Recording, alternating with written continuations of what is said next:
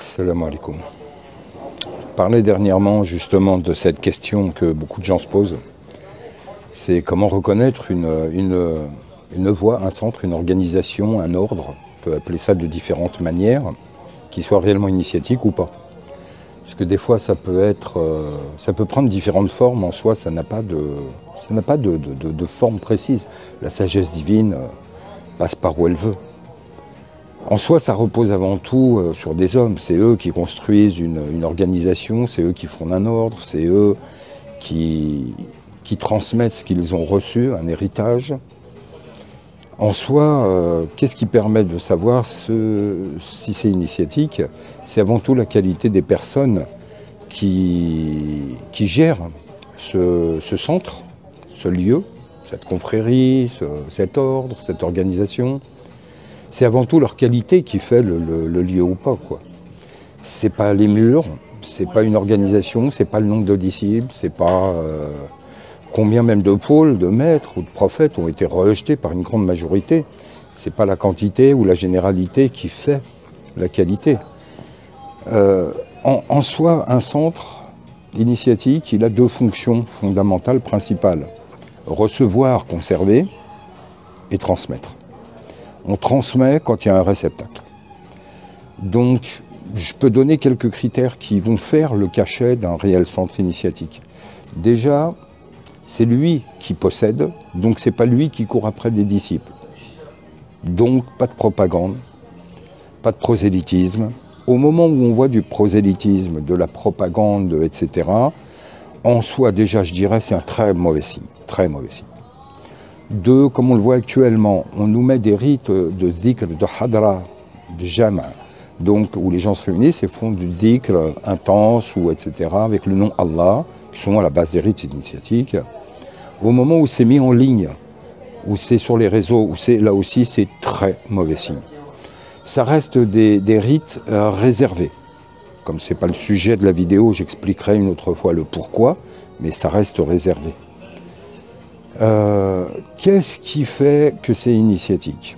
C'est la qualité de ce qui est transmis sous forme d'enseignement, d'éducation et de rites initiatiques qui ont cette taraqi, ascensionnel, axial, vertical, ils élèvent.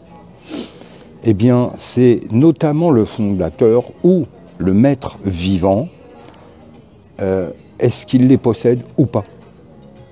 Je ne parle pas de beaux discours, c'est de l'érudition, il suffit de lire des livres, et puis on peut avoir de l'érudition. Pas du tout ça.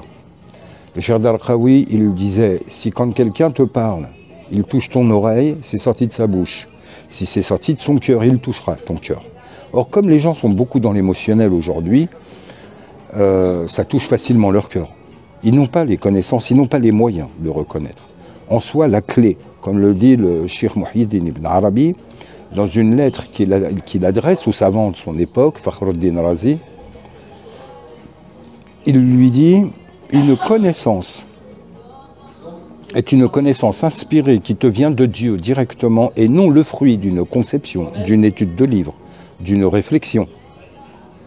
C'est un enseignement qui vient d'Allah, directement. Ittaqullah yu'allimukum Allah, c'est coranique.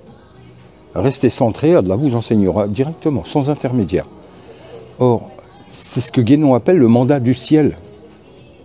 Quand c'est un homme qui vous transmet quelque chose, c'est un mandat humain. Quand c'est Allah qui vous met en fonction, c'est le mandat du ciel. C'est ces gens-là qui sont les maîtres. Or, il ne faut pas se leurrer, il y en a beaucoup moins qu'on ne le pense.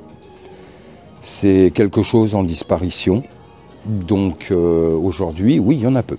Maintenant, quand on se rapproche d'un centre initiatique, même si ce n'est pas, parce qu'ils les présentent tous comme étant le maître, le pôle, le rat, etc., c'est du vent, hein, tout ça.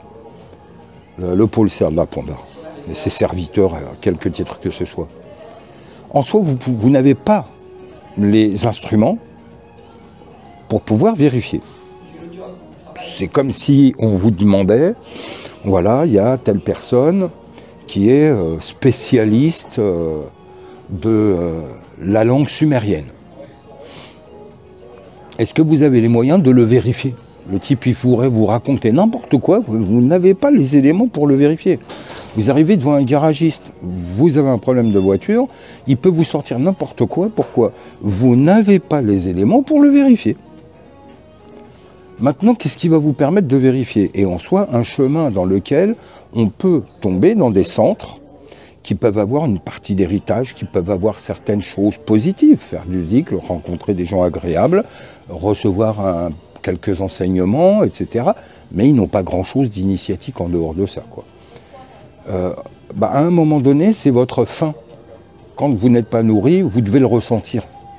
Quand il y a des contradictions, quand il y a des cohérences, quand on a des rites fondamentaux, par exemple la khalwa, dans ses règles, je ne parle pas des parodies de khalwa auxquelles on assiste encore aujourd'hui, une réelle khalwa dans ses règles.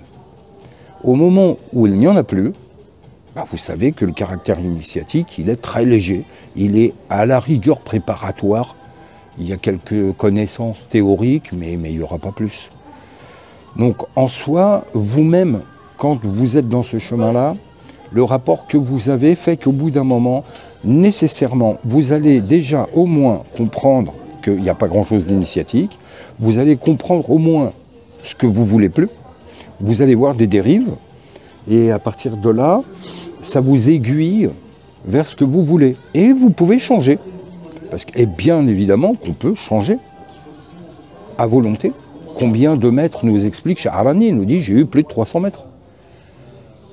En soi, c'est pas un problème, le maître c'est Allah. Donc maintenant que la sagesse nous vienne de monsieur ou madame un tel ou etc., en soi, il n'y a pas de problème. Ce qu'il faut, c'est simplement quêter auprès de gens qui ont réellement une sagesse à transmettre.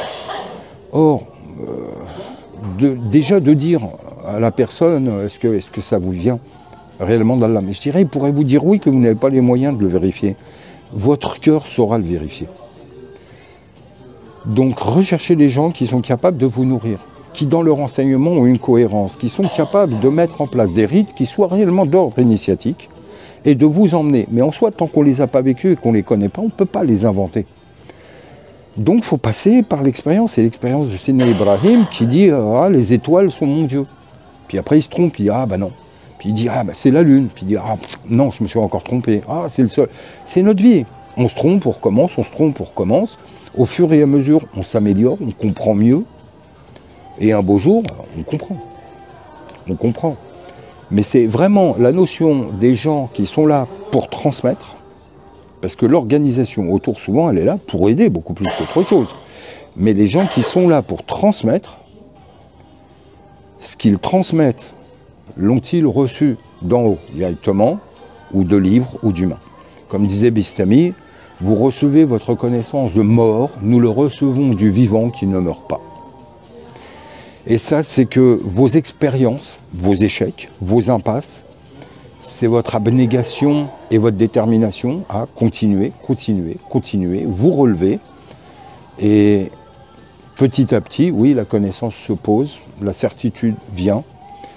Et on finit même par trouver des gens bien. Allah est miséricordieux. Donc en soi, les gens dont vous aurez besoin, au moment où vous en avez besoin, ils se présenteront devant vous, et puis ils se présenteront devant vous. Vous les aurez devant vous.